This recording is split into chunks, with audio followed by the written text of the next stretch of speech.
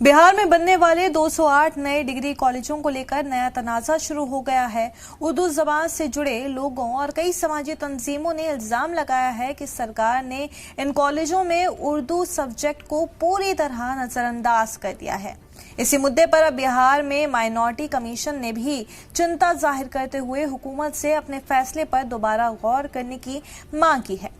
दरअसल बिहार सरकार 7 निश्चय योजना के तहत अलग अलग ब्लॉक में 208 नए डिग्री कॉलेज खोलने जा रही है।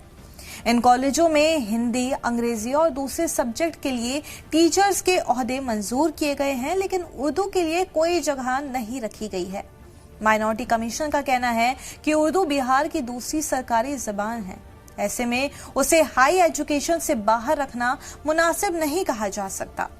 कमीशन के प्रेसिडेंट गुलाम रसूल बिलियारी ने सीएम सम्राट चौधरी और डिप्टी सीएम विजय कुमार चौधरी को खत लिखकर कहा है कि अगर उर्दू डिपार्टमेंट शुरू नहीं किया गया तो हजारों स्टूडेंट्स का मुस्तकबिल मुतासिर होंगे।